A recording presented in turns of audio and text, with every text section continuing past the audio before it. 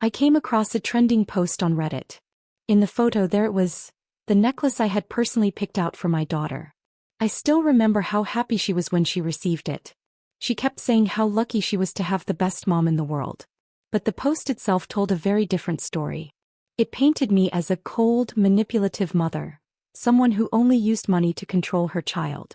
If this was the narrative she wanted the world to believe in order to achieve whatever plan she had in mind, fine. I would give her exactly what she wanted. I would take everything back. Let the lie become her truth. It was just another ordinary evening when I found that post. The weather was pleasant, the office lights warm and calm. I was lounging on the sofa, half focused on replying to emails, half scrolling mindlessly through Reddit. I rarely use the platform. Lately, though, I'd been checking it more often because someone on our PR team suggested it was a useful tool for tracking online mentions of our brand. Then a hot post landed in my feed. The title struck me bold and oddly familiar. My mom only remembers I exist when she needs something from me. At first, I didn't think much of it. Reddit's flooded with posts about parents. Some exaggerated, some deeply painful. But then I saw the image attached. That olive green gemstone brooch. 5 years ago, I had it custom-made by a designer for Ashley's birthday. We were in New York that year. Dinner was at that little Italian place in Soho. He hugged me that night, beaming. "I'll wear this forever," she said. I tapped on the profile. It was her. No doubt about it. Even with the alias and the blurred-out background, the silhouetted photo she used. Its lighting, the angle, the curtain pattern in the back. It matched the selfie she'd sent me not too long ago. My stomach clenched. But I didn't close the page. Line by line I kept reading. My mom walked out when I was 2. Left me with my dad and grandma. I don't even know what she was doing all those years. Every phone call felt like a business meeting. Transactional. She said she was working hard for my future. But the moment she started making money, she didn't come back for me. She bought herself a new car. Upgraded her house. Rumor has it she's dating some younger guy. Yeah, she gave me a lot of gifts. But so what? That was just guilt money. She always says I should be grateful. But she's never there when I actually need her. Hundreds of comments followed. Mostly sympathy and encouragement. She doesn't deserve a daughter like you. Classic narcissist behavior. Only reaching out when they want attention or validation. You've done more than enough. I couldn't tell you how I made it through those thousands of words. My fingers were trembling on the mouse. I stared at the photos she'd posted. My handbag, the MacBook Pro I gave her, that deep blue Model Y. In my office, right behind me in a side cabinet, was her upcoming gift for grad school. Already wrapped. The latest tablet, an ultralight laptop, and a signed deed transfer for a newly renovated 2-bedroom condo in Boston, just a 15-minute walk from her campus. I'd hoped it would be a step toward healing our relationship. No. It felt like someone had poured a bucket of ice water over my head. I minimized the browser. Sat there in silence for a few seconds. Then opened my notes app and deleted the message I had drafted for her card. She wrote that I only remember her when I need her. But every wire transfer I made this year, every package I sent had been for her birthday, the start of a new semester, the end of finals, a move, a breakup. Even those heels she posted recently, I recognized them. A limited edition pair I'd brought back from Paris. She said I wasn't there when she needed me. And I just wanted to ask, when exactly have you ever actually needed me? I didn't cry. But in that moment I knew I had to read everything. Every post. Every comment. Every carefully phrased update in her history. I had to know, at what point did my daughter start rewriting me in places I couldn't see into someone else? Into that stranger she now called Mom. I spent the entire night digging through Ashley's anonymous Reddit account. Some of the posts dated back 4 years, when she just started college. I remember that Thanksgiving. We were together in Massachusetts, sharing turkey at the table. She sat beside me, laughing as she helped me pick out a wine. She wore that camel-colored wool coat I had given her. But at the exact same time she was posting this. She called again, said she wanted to spend the holiday together. I know she's just lonely. I'm her last resort. It's like she never actually loved me, she just needs me to fill the hollow parts of her life. Reading that felt like staring into a mirror and seeing someone else's reflection. I couldn't bring myself to respond to her last message. Not even to say hello. I sat at my desk, the lights still on, the screen still glowing. But my mind had drifted to an afternoon from over a decade ago. Back then I wasn't Charlotte McNeil. I wasn't the founder of E.L. Carter. I was a 28-year-old mother holding a feverish 1-year-old in the ER waiting room, with less than $200 to my name. Alan, my then-husband and Ashley's father, was drunk. He had smashed my phone, wrecked our TV. It wasn't the first time he'd gotten violent. A neighbor called the police. That was my first encounter with a domestic violence file. That was the moment I realized I couldn't keep living like this. I had no parents to call, no friends willing to get involved. All I had was an overdrawn credit card and a few unpaid invoices from small clients. Not even enough for a lawyer. But I had to leave. I did want to take Ashley with me. But then Alan's mother showed up, unannounced, crying to the police about how I was unstable. She told the neighbors I had delusions, that I was unfit to be a mother. Alan played along. He wept in front of the officers, acted like father of the year in court. They hid Ashley so well I couldn't even find her. Every time I went to her school they blocked me from picking her up. No authorized guardian, no release. Eventually, the judge ruled that I didn't have the financial capacity to provide for her, and granted full custody to Alan, the man who played his part to perfection. I was 28 years old when I first learned how legal systems could be weaponized under the mask of performance. I had no choice. I started working like hell. I opened a 100-square-foot studio on the west side of Los Angeles. I worked as an assistant during the day and took custom orders at night. Sometimes I'd be packing shipments at 3 a.m. I didn't get custody, but I sent child support checks every month. Birthday gifts always on time. I tried to stay connected in my own way. She would write back. I still carry a note she wrote in 3rd grade. I wore the dress you sent. Everyone in class said I looked like a movie princess. Thank you, Mommy. It's tucked into my wallet. The paper is soft, creased beyond recognition. But I've never been able to throw it away. Eventually, my business started gaining traction. E.L. Carter began as a simple accessories line. Then I partnered with a lifestyle brand to roll out a full package collection. That year, Ashley entered high school. I bought her a MacBook for the first time. She was thrilled. She called me on FaceTime and said, "Mom, this laptop is so cool. All my friends are jealous." But I truly thought we were mending things. I was so wrong. Because the story she wrote on Reddit was nothing like the one I lived. In her version, I'm the absent, silent, indifferent mother. The one who left, never checked in, never showed up. Yes, I gave her money. A house. The newest iPhone. But in her post she wrote, she thinks she can buy her way back into my life. But some things were never for sale. I don't deny her grief. She was only 8 when I chose to leave. I missed years of her childhood while I built my business. By the time I finally stood on my own stage, she had already learned to view me through the script written by her father.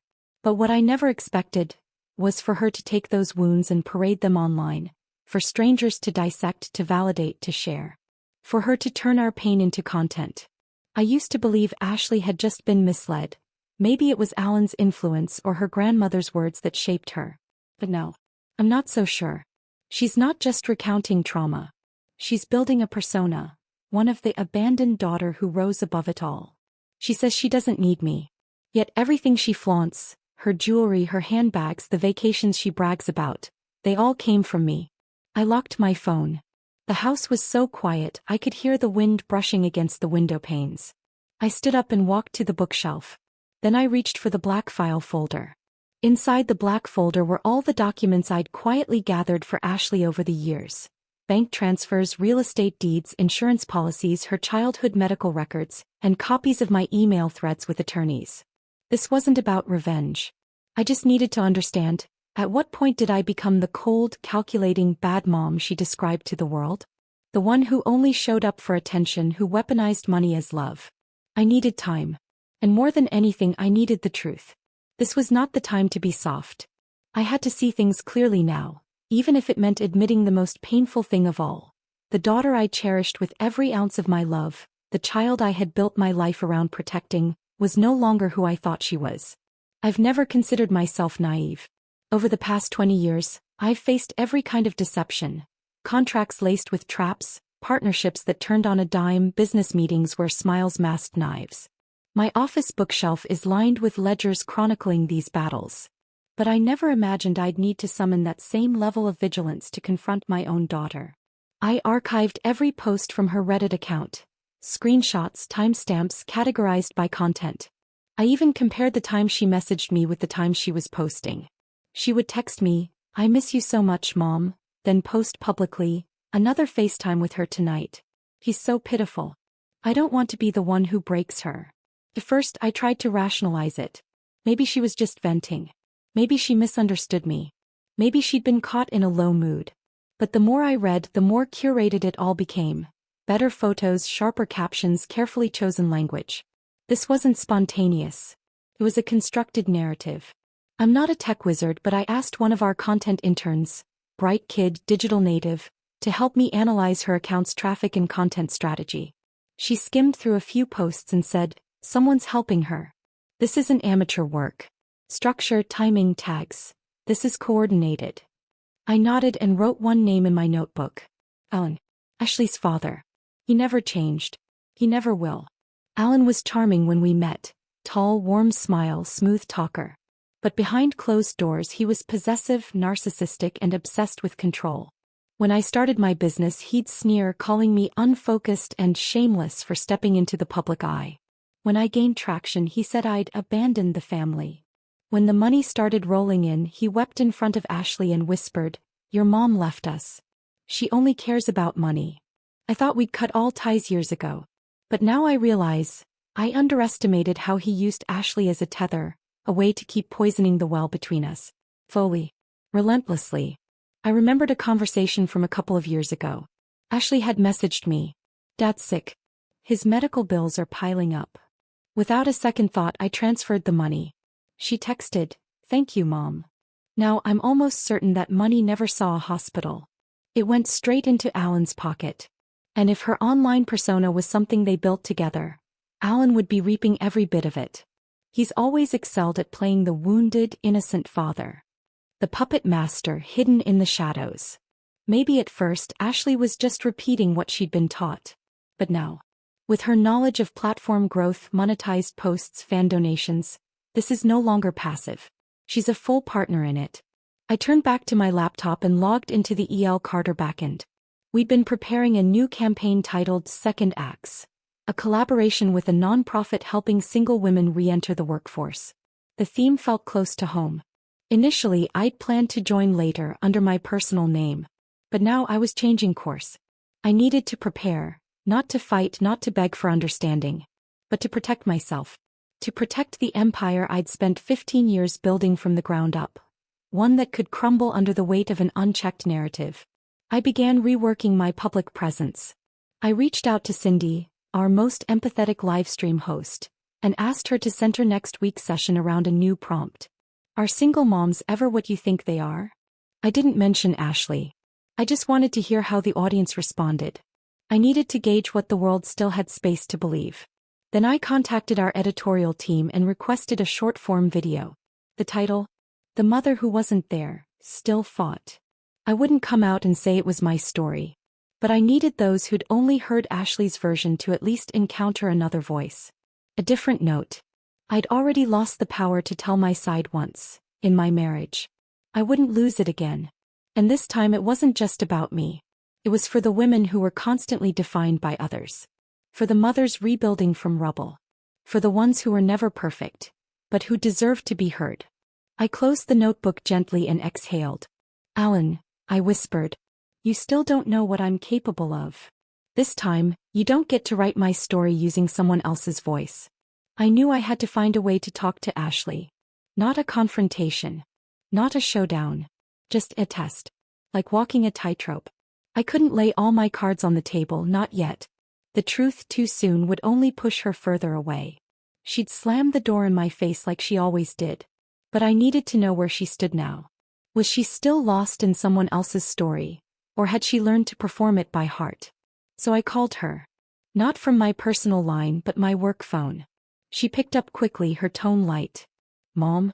What's with the surprise call?" I heard wind in the background. She was outside somewhere.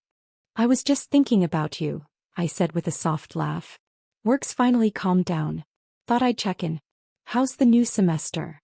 "It's fine," she replied, her voice pausing slightly. "The workload's kind of insane though. One professor's impossible to follow. I'm drowning in lab reports. Maybe I could come visit? There was a hitch in the silence. You're coming to Boston? I've been thinking about it.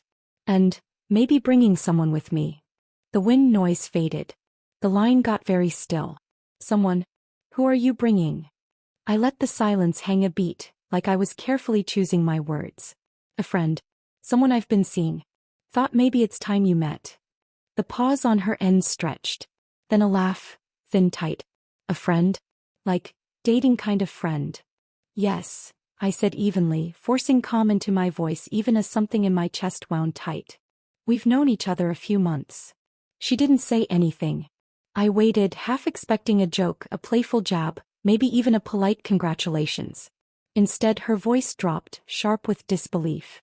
So this is serious? I heard the edge in her tone, sharp and rising. He's a good man, I said quietly. We're not planning a wedding or anything. But so far, it's been good. And you want me to meet him because you think he's going to be your life partner? She snapped. Is this because you're scared to grow old alone? So now you're rushing to find some younger guy to babysit you. The words hit like a slap. And she wasn't done. Do you even hear yourself? This is pathetic. You really think I'm going to stick around forever? Now you're just finding someone else to share the inheritance with. That last line cracked across the phone like a whip. I opened my mouth to speak, but she was already spiraling. You say you love me, and the moment I start grad school you pull this? You never think about my future. You just want to live your little fantasy, show off your new life, like some teenager. I didn't respond right away. Her breathing had gone ragged, like a cornered animal, all claws and fury. After a few seconds I said, Ashley, you know the apartment near campus? The one I was planning to sign over to you. The silence on her end was deafening. I inhaled deeply. I've decided to hold off on that plan. Her voice cracked like glass. What? I'm not sure you're in the right place to receive it, I said softly but clearly. She exploded. Don't you dare take that back. Don't think for a second I'll ever call a washed-up woman like you my mother again. I said nothing. She went to say more, but I had already pressed the button and ended the call. I sat in the living room staring blankly out the window, my mind drifting to a much younger version of her. Ashley had always been a gentle child. Quiet, cautious. She used to whisper when she asked for things. She loved to draw, loved bubblegum soda, and in winter she'd burrow into my coat to keep warm, biting the tip of her finger as we watched cartoons. How does that child become this? I've asked myself that more than once. She was 8 the first time I tried to bring her home with me. My finances had finally stabilized and I thought I was ready. It was a cold winter weekend. I packed her things and went to get her. Her grandmother blocked the doorway. She doesn't love you anymore, she told Ashley. You'll never be happy with her. Ashley just stood there. Wide eyes. No tears. Just blank. Her grandmother didn't stop. She kept throwing knives. She's nothing. She won't make it. She's just acting like a good mother for show. I didn't realize it back then, but Ashley had already been living in that poison for years. Soaking in it. Letting it settle into her bones. After that, every time I tried to visit there was an excuse. She's busy. She's not home. She has class. I wrote her letters, rarely got replies. I called, she answered coldly if at all. Once she said to me, Grandma says you only come around so you can prove you're still alive. She was 10 when I first heard those words. I thought she'd grow up and see the truth. I was wrong. She didn't choose forgiveness. She chose a different narrative. In her version, I divorced for selfish reasons. The gifts I gave were tokens of guilt. And now, dating someone new meant I was trying to steal her future inheritance. All these years she's lived between two realities. One I've worked tirelessly to build and one that was handed to her like a script. She chose the latter. Wore it like armor. Sealed tight. Now when she looks at me she doesn't see a mother. I'm just the foil in her story. A prop to prove how hard she's worked, how much she's overcome, how tragic her origin was. I used to believe that if I just kept trying, kept giving, kept showing up, she'd eventually step out of the shadows. But now I understand. It's not that she couldn't see. It's that she didn't want to. Because the identity of the wounded daughter is too useful. It earns her sympathy. It brings her followers. And it keeps me under control. What she doesn't realize is real control isn't shouting the loudest. It's giving someone the option to choose better. And that's what I gave her. A way out. But she chose the path that leads to leverage, not love. The day after our call, she posted a short video. I didn't follow her account, but platform analytics flagged it to me. The lighting was soft. The framing careful. She sat in her dorm room, her tone wistful and wounded. Sometimes you think you're everything to her. But she's just waiting for someone else to replace you. She says she loves me, but she didn't even care where I was living my first semester. The comments section lit up with support. Sounds just like my mom. She's manipulating you with money, classic narcissist move. I wish my mom was just a normal woman, not some controlling show-off. I watched the video and surprisingly, I felt calm. This was her answer to our call. When I didn't give her what she wanted, she turned to the court of public opinion to pressure me. But this time she miscalculated. In the following days, I muted every notification linked to her accounts. Not to run away, but because I knew what was coming. Ashley doesn't take no quietly. Even over the smallest things. Like when I once failed to deliver a pair of limited edition sneakers on time due to a shipping delay, she bombarded me with texts and angry voicemails accusing me of doing it on purpose. So I wasn't surprised when I canceled the Boston property transfer and the storm followed. It didn't take long. Friday night, I was still in the office reviewing design mock-ups when Cindy burst in from the livestream studio, headset still on. "Charlotte," she panted, handing me a tablet, "you need to see this." Ashley had just posted a new video.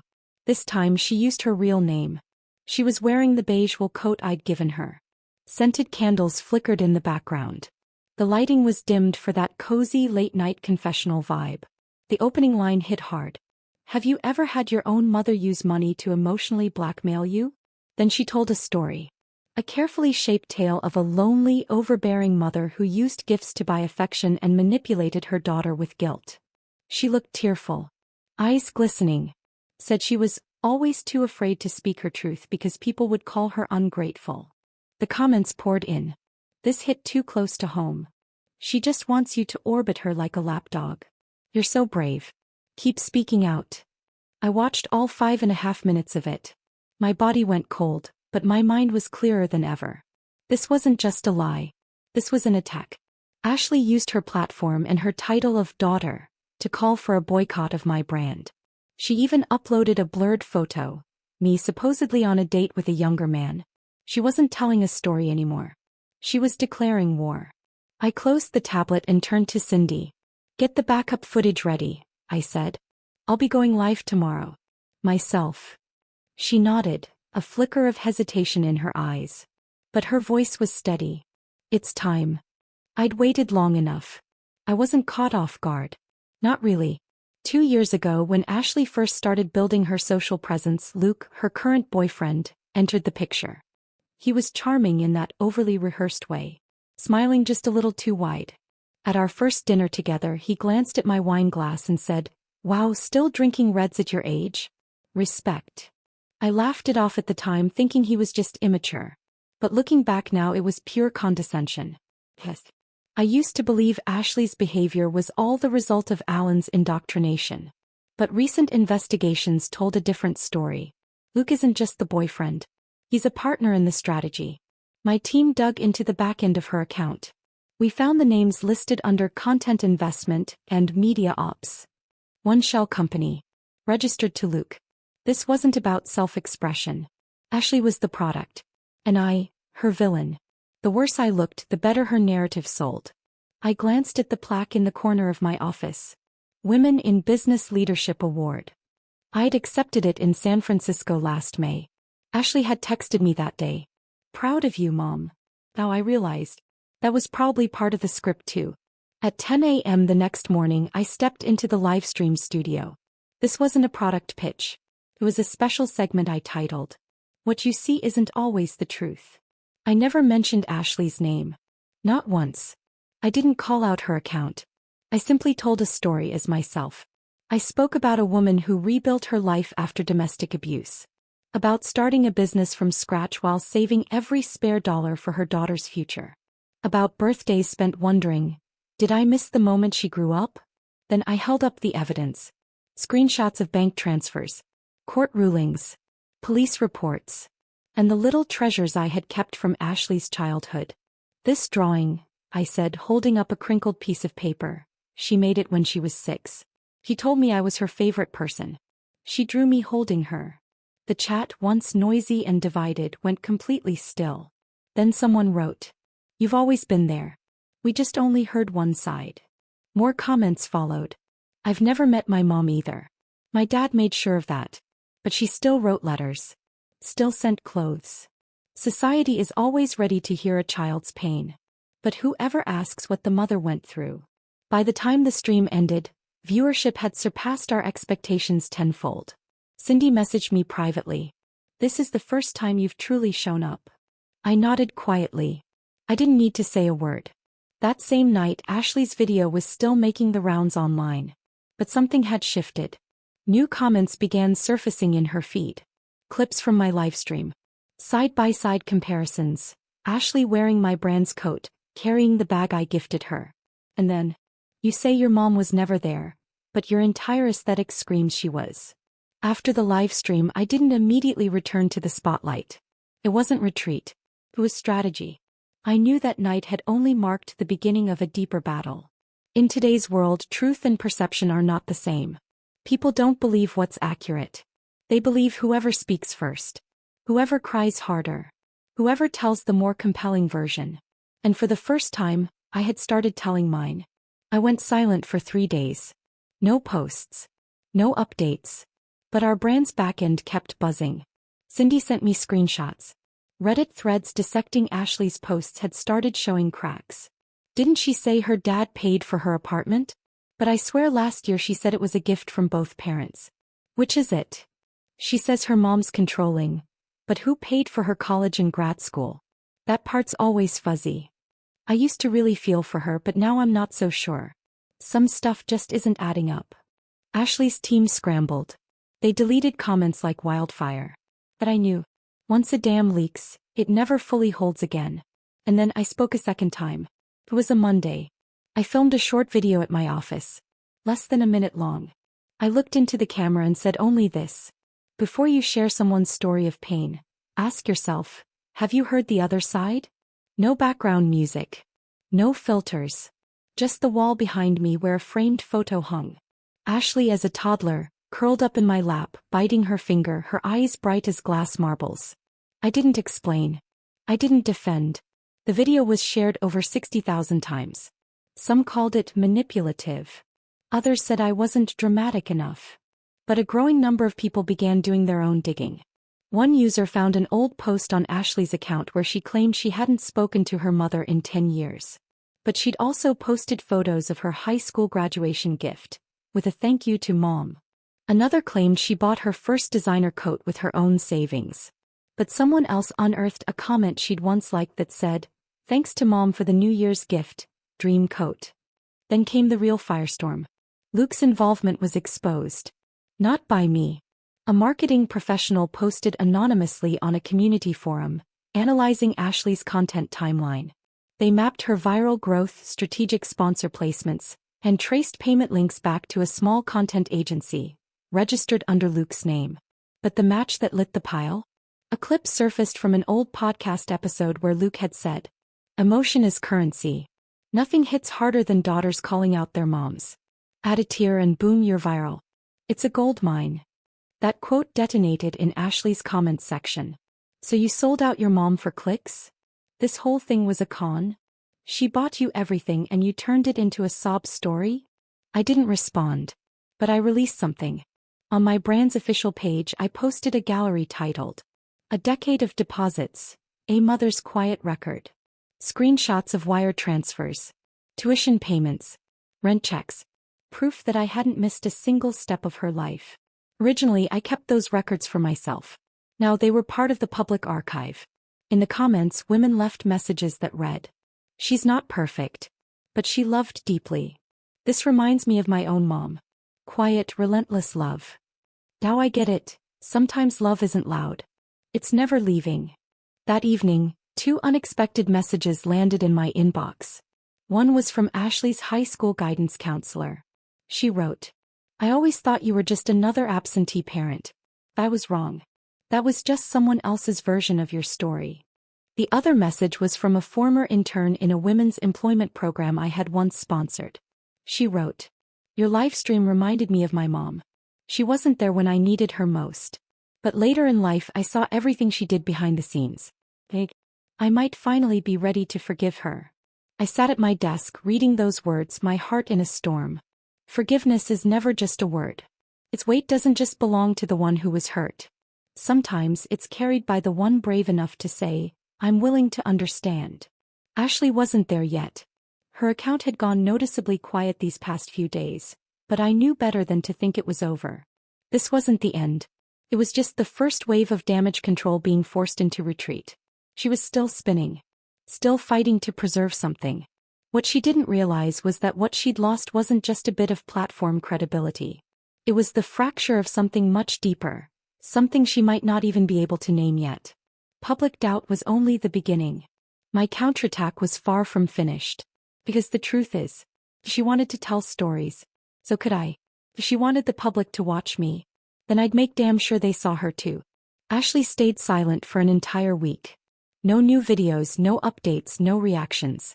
She was either waiting or planning her next move. On the 7th day she finally messaged me. "Let's meet. I want to hear your side in person." No apology. No emotion. Just a neutral-sounding invitation, like two co-workers agreeing to debrief over coffee. But I recognized it immediately. This wasn't a gesture of reconciliation. It was an attempt to reset the frame, to stage a final scene where she could redirect the narrative, bring the story back under her control. Not this time. Not anymore. I replied simply, "You pick the place." She chose a high-end Italian restaurant. Expensive. Polished. Controlled. Ashley arrived fashionably late, perfectly made up, wearing the camel trench coat I'd given her for her birthday last year. She slid into the seat across from me, flipped open the menu like nothing had happened. "This place does a decent truffle risotto," she said casually. "Want to try it?" I didn't answer. She finally looked up, registering the tension. "What?" she asked, her tone hardening. "You agreed to meet. What's with the attitude?" "I showed up," I said, setting my purse down. "But I'm not here to mend anything." She snapped her menu shut and leaned back. "Then what are you here for?" "The future," I said calmly. "And finances." She lifted a brow, smirking like I'd just told her a joke. "So this is about money? We're settling the bill now." "Not settling," I said evenly. "Severing." A flicker of uncertainty crossed her face. "What does that mean?" "It means," I said slowly, "you're an adult now. I no longer have any legal or financial responsibility for you." She scoffed and rolled her eyes. "So this is your grand statement? Wiping your hands clean? You want me to thank you while you pretend to be the bigger person?" I didn't bite. I just smiled faintly. Then I reached into my bag and slid a document across the table. A notarized amendment to my estate plan. "I've already started the legal process," I said. "Effective immediately, you are no longer listed as a beneficiary." She stared at the document, her knuckles whitening. "You're insane," she muttered. "No," I said quietly. "I'm clearer than I've ever been." Her eyes darkened. Her jaw clenched. It was sinking in. This wasn't a bluff. This wasn't a threat. This was real. "You're abandoning me a second time," she said, teeth clenched. I met her gaze. "The first time I left to survive. And I swear to you, I fought for custody with everything I had. But this time, Ashley, this time you forced my hand." "Don't give me that," she snapped, her voice rising. "You threw money at me for years and expected me to be grateful." I looked at her. Steady. Calm. "You never cared what I had to say," she accused. "All you wanted was for me to shut up and behave. You didn't want a daughter. You wanted a quiet accessory to your perfect brand." Her voice trembled just beneath the fury. "You say you love me, but you don't even know me. Do you know how badly I needed you when I was 16? Do you think cards and presents were enough?" I didn't respond right away. Then I said quietly, "I thought I was respecting your space. I thought you didn't want me intruding. So I stepped back." "You never stepped in either," she shot back. "Now you want to cut me out completely, erase me like I never existed." I nodded once. If what you call existing means using me for content, weaponizing my love, and pushing me to bend over backward again and again, then yes, I'd rather erase it. She clenched her jaw and for a second, just a second, I saw the mask crack. You're saying I used you? She spat. What about you? You've been using me for years. Parading your struggle, playing the martyr, pretending you sacrificed everything to raise me, just to protect your precious image of the noble mother. I slowly stood looking down at her. I don't need an image, I said. Before all this, I never once brought up my past to anyone. What I'm doing now isn't for show. It's because I need you to stop treating me like a bank account, a storyline, a prop. Something flickered in her eyes, uncertainty, panic. So that's it, she asked. You're just cutting me off like this? I nodded. I gave you room. Again and again. You traded it for clicks and applause. I'll admit, I wasn't a perfect mother. But you were never an innocent child. You thought that just being my daughter gave you a lifelong pass to manipulate me. That ends today. Her eyes went red but no tears came. I picked up my bag and slung it over my shoulder. What you want, I said, is an audience. Not a mother. Charlotte, she snapped, deliberately using my name like a knife. You'll regret this. I turned, met her stare and said word by word. Regret is yours to carry. Then I walked out of that candlelit, carefully curated restaurant. She didn't follow. I turned the corner. Cold wind sliced through the collar of my coat, sharp and real, more honest than anything that had passed between us in that room. I should have realized sooner. To her, Mom was just a sticker. Useful for emotional packaging, easily peeled off when it stopped fitting the narrative. This wasn't the collapse of my motherhood. It was the final strip of illusion being torn away. Standing under the street lamp, I pulled out my phone and opened the lawyer's email I'd received an hour earlier. Your estate amendment request has been initiated. I had hoped she might lay low for a while, even just to save face. But not 48 hours later, Ashley was back. Streaming live. I sat on my couch, the TV on mute, remote in hand, but I didn't change the channel. The aesthetic was different this time. No more candlelight, intimacy. The background was her dorm desk, bare-faced, red-eyed like she'd just cried. She looked directly into the camera. Her voice was raw. My mom says she doesn't consider me her daughter anymore. She paused, bit her lip, carefully. I'm not as strong as I pretend. Maybe I said things I shouldn't have. Maybe I went too far putting our story online. But she's not innocent either. I tilted my head back and let out a bitter laugh. Luke's fingerprints were all over this.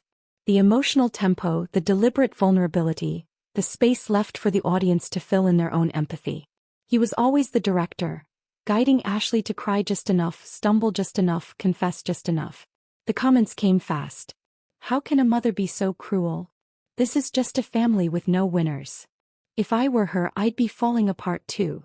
I didn't respond. I didn't go online to clarify. Thought I was done. But life has a way of handing you allies when you least expect it. By the third afternoon, a woman named Sophie Weller posted a video on X. She was once our neighbor, back when Ashley was little. A social worker who'd helped monitor Alan's household. The video wasn't polished. She sat in her kitchen, a kettle whistling softly behind her, camera slightly shaky. I couldn't stay quiet after seeing that live stream, she said. I saw Charlotte McNeil stand outside her ex-husband's house with a birthday cake in her hands, waiting hours just to hand it to her daughter. I remember the family wouldn't even open the door. Charlotte cried in my car for 30 minutes afterward. I also saw her packages get sent back unopened. Her daughter's grandmother said she wasn't allowed to accept anything. She paused, voice softer. She's not perfect. But she never gave up. Hours later, another voice joined in. Ashley's middle school English teacher. He posted. Charlotte called every year to ask about Ashley.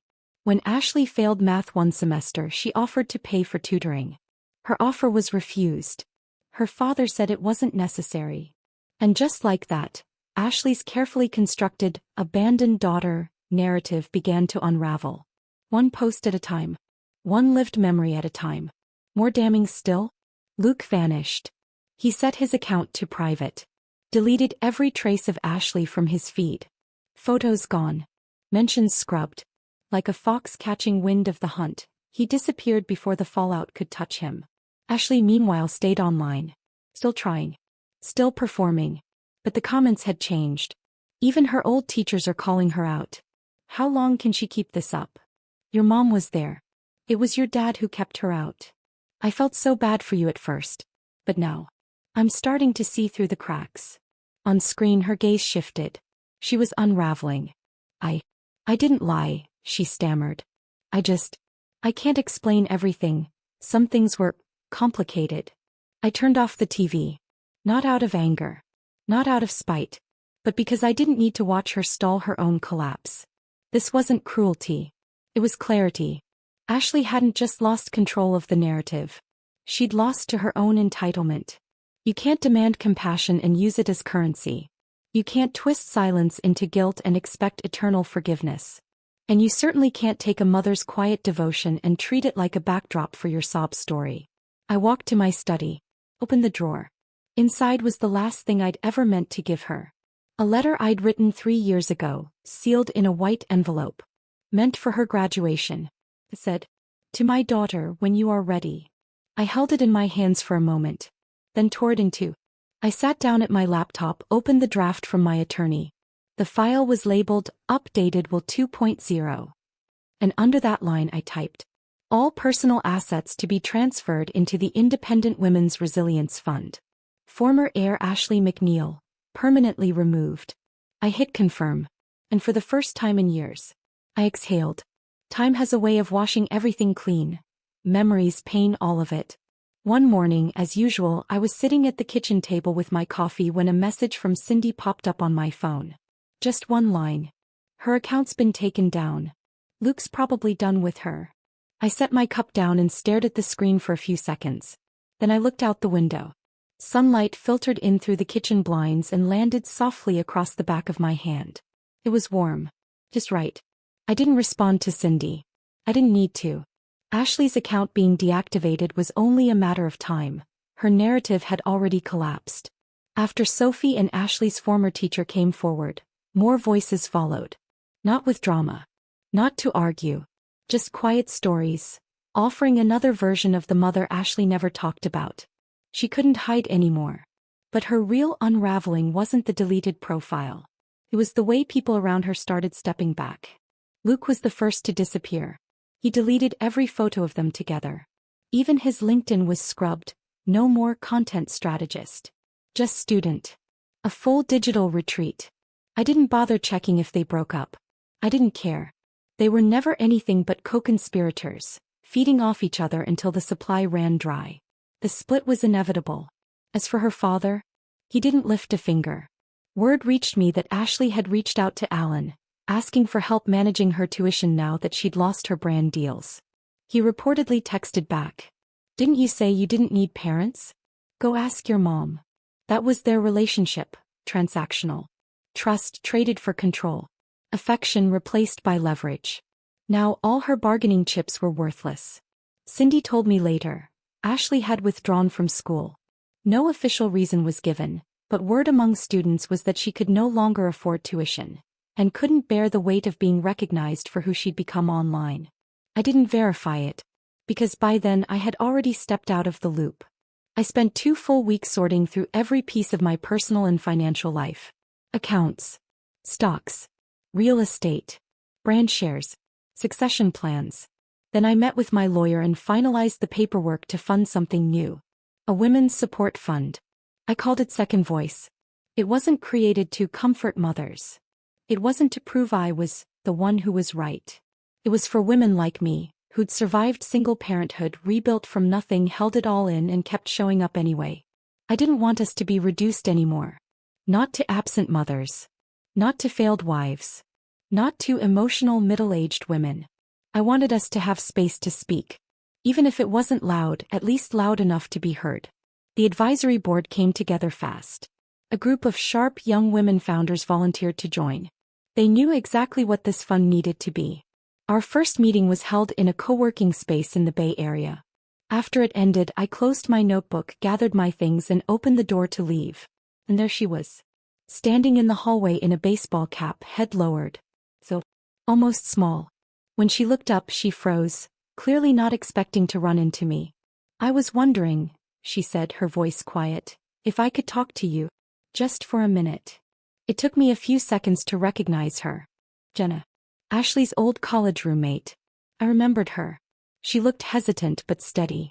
I'm not here to defend her, she said quickly. I just thought you should know. She's not doing well. I didn't say anything.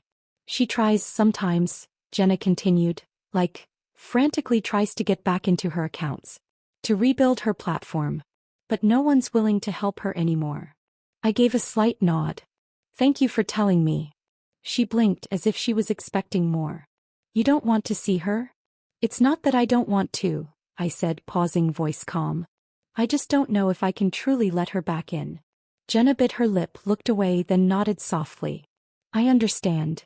She walked down the hallway with featherlight steps, like she didn't want to disturb anyone's dream. I turned back and looked at the whiteboard in the meeting room. On it, written in thick marker, was a quote I'd shared at the kickoff session. If you don't speak your truth, you'll end up as a character in someone else's fiction. 5 years passed in a blink. That day I had just wrapped up a live panel interview. The weather was unexpectedly clear. I was gathering my notes and getting ready to leave when a young volunteer walked into the conference room and gently tapped the edge of the table. Miss Charlotte, there's someone outside asking for you. She said she's your daughter. My hand paused mid-motion. Not from shock but from that old, familiar ache. Like pressing down on a scar you forgot still remembers pain. I walked through the double doors and down a flower-lined path leading to the exit. There she was. Ashley stood just outside the venue looking awkward and unsure. Beside her was a small girl, 4 or 5 at most, with a head full of thick brown curls and a dress too bright to be casual. She'd clearly been dressed for the occasion. Ashley kept her head down, one hand resting lightly on the child's shoulder. I stopped a few feet in front of them. Said nothing. After a long beat, Ashley finally lifted her eyes. It's been a while, she said, trying for steady. This is Emma. She glanced at the girl, then back at me. She came with me. The little girl looked up and offered a shy, polite smile. Hi. I nodded, gaze shifting from Emma back to Ashley. You're not about to tell me she's your daughter, are you? Her eyes flickered. Just briefly. He could have nodded. Could have let the lie land. But instead she murmured, no. She's a friend's kid. I didn't press. Just gave a quiet, neutral The air between us dropped 10 degrees. She hadn't lied, not entirely. But she hadn't come clean either. He thought that showing up with a child might soften me. Might trigger that old maternal switch. But the moment she stood in front of me, she must have realized. I was no longer the mother who let love cloud her judgment. I looked down at the girl. How old are you, sweetheart? 4.5, she said earnestly. I crouched a little, touched her shoulder. Your dress is beautiful. She smiled, unsure what to say but clearly pleased. I straightened up and turned to Ashley again. Her eyes were rimmed red. Not crying, just raw. Like she'd realized too late that showing up without a script meant she didn't know what to say anymore. You didn't come for forgiveness, I said, steady. You came to see if there's still something left to salvage. She didn't deny it. Instead she looked down, then up again. You seem good. I am. He studied my face. Her voice when it came was small. Almost childlike. I've missed you. I didn't answer. We had played out so many versions of this conversation in my head. Some filled with screaming. Some with weeping. Some awkward, some soft. Now that it was here, none of them fit. They were all brittle pages, blown away by a breeze I didn't feel coming. So I just said gently, I hope one day you figure out how to live honestly. Not by collecting debt, not by playing roles, but by showing up as yourself. Maybe then we'll see each other more. Her lips tightened and she nodded once. We stood there for another moment. She didn't try to hug me. Didn't reach out. And I didn't offer to close the distance either. Then she turned, took Emma's hand and began to walk away. The girl looked back and gave me a tiny wave. I smiled and nodded in return. It wasn't until they disappeared past the edge of the flower beds that I let out a long breath. That little girl didn't belong to me. And Ashley no longer did either. But in that moment I understood something I'd never fully grasped before. I always thought cutting ties meant slamming a door shut and never turning around. But maybe true separation isn't about cutting off contact. It's cutting off the part of you that still believed she'd change. Still waited for things to return to the way they were. Still hoped for the version of her that never arrived. When I walked back into the venue, Jenna was still inside gathering materials. She looked up at me. Did she come? I nodded. She left. Jenna hesitated, then offered softly, You look quieter than you did earlier. I smiled. Maybe because I finally understood. Some losses are necessary. I packed up my bag and stepped into the light outside. The sun was still out. Somewhere not far off, children were laughing. Felt like another world. Change and forgiveness don't happen in a single moment. But for every mother who's walked through betrayal and come out clearer, know this. We don't have to be perfect to be complete. We don't need an apology to live fully. And sometimes the most powerful thing we can do is to keep walking head high even if goodbye is the only thing we ever get.